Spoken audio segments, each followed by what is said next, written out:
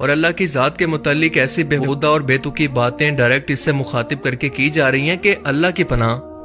آپ بھی انہیں سن کر اپنے کانوں کو ہاتھ لگا لیں گے کہ اب تک آپ بھی ان گانوں کے لیرکس پر غور کیے بغیر اور انہیں سمجھے بغیر ان الفاظ کو نہ صرف دہراتے رہے بلکہ بار بار سنتے رہے۔ آئیے آج ایسے ہی کفریہ اور شرک سے بھرے ہوئے بالی ووڈ کے گانوں کی فہرست پر ایک نظر دوڑاتے ہیں۔ ان الفاظوں کو غور سے سنیے گا۔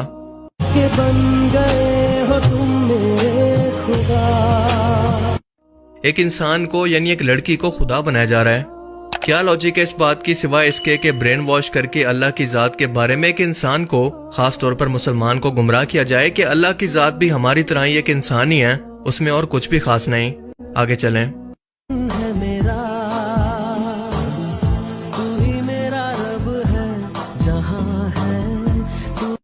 اس گانے کے اندر یہ لڑکی کو اپنا رب کہہ رہا ہے اور ساتھ ساتھ اپنا دنیا و جہان بھی، یعنی وہی کفری الفاظ ایک بار پھر سے نئے گانے کے اندر صرف خدا کو رب سے بدل کر ایک بار پھر سے دہرائے گئے ہیں۔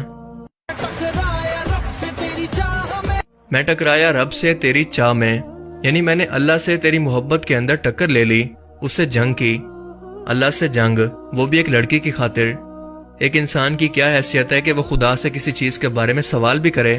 جنگ کرنا تو بہت دور کی بات ہے۔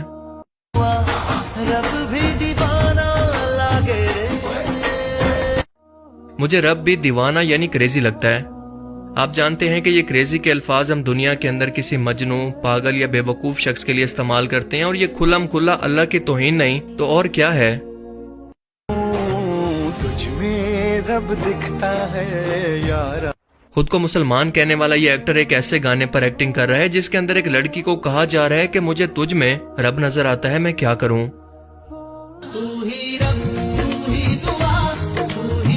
تو ہی رب تو ہی دعا۔ اس گانے کے اندر رب کہنے سے بھی بڑھ کر بات بہت آگے پہنچ گئی ہے، اور یہ مشہور پاکستانی مسلم سنگر راحت فتح علی خان کے الفاظ ہیں، کسی ہندو سنگر کے نہیں۔ افسوس، صد افسوس۔ اب چلیں ذرا مزید ایکسٹریم لیول پر چلتے ہیں۔ یہ بندہ خدا یعنی اللہ کو کہہ رہا ہے کہ اگر کبھی تجھے بھی پیار ہوگا، کبھی تیرا یار بھی تجھ سے جدا ہوگا، تب جا کر تجھے احساس ہوگا کہ درد کیا ہوتا ہے۔ کبھی تجھے بھی تو پیار ہوگا، خدا جانے کا تو فاصلوں کا ہے یہ درد کیا۔ ان توہین امیز الفاظ سے یہ اندازہ ہوتا ہے کہ ان جاہل لوگوں کو یا تو خدا کے لفظ کا مطلب ہی نہیں پتا، اور اگر پتا ہے تو دوسری سچویشن بالکل آبویس ہے کہ یہ جان بوجھ کر اپنی عوام کا برین واش کر رہے ہیں، اور ظاہر ہے کہ یہ کام پوری تیاری سے اور ٹیم ورک کے ساتھ ہوتا ہے، اسی لیے کسی بھی غلطی کا امکان نہ ہونے کے برابر ہے۔ تو اس کا مطلب بالکل واضح ہے کہ یہ سب کچھ جان بوجھ کر اور سوچ سمجھ کر پلان کے تحت ہو رہا ہے، کیونکہ یہ ایک بار نہیں، دو بار نہیں، مسلسل ایسا ہی کر رہے ہیں، کیونکہ غلطی تو ایک یا دو بار ہوتی ہے، لیکن اس عمل کو بار بار دہرانا اس بات کا ثبوت ہے کہ یہ غلطی نہیں ہے۔ تو میرا خدا اساتے تینوں رب منیا، آپ ہی رب آپ ایمان بن گئے، تیرے تھے خدا اور ہاں وہیں بن گئے۔ اللہ کی تو صفت یہی ہے کہ اس کی کوئی اولاد نہیں، اس کا انسانوں کی طرح کوئی جسم نہیں، اسے موت، درد اور تکلیف جیسا کچھ بھی محسوس نہیں ہوتا، کیونکہ یہ سب کی سب اس کی کریشن ہے جو اس کی ماتحت اور غلام ہے۔ یہ سب تکلیفیں انسان کے مادی جسم کو محسوس ہوتی ہیں، اللہ کی ذات کے سامنے ان سب کا کوئی وجود نہیں۔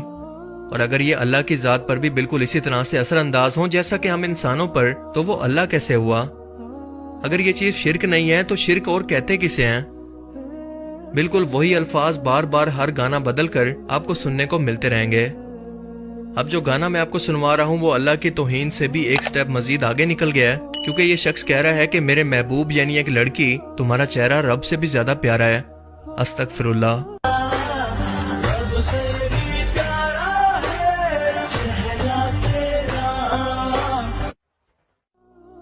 اب سوال یہ ہے کہ یہ لوگ جان بوجھ کر ایسا کیوں کرتے ہیں؟ تو اس کا جواب بالکل سادہ ہے کہ یہ مسلمانوں سے جنگ کی حالت کے اندر ہیں، جنگ ہتھیاروں والی نہیں بلکہ سائیکالوجیکل وار، کیونکہ یہ اچھی طرح سے جانتے ہیں کہ مسلمانوں کے لیے سب سے بدترین گناہ شرک ہے جس کی کوئی معافی نہیں۔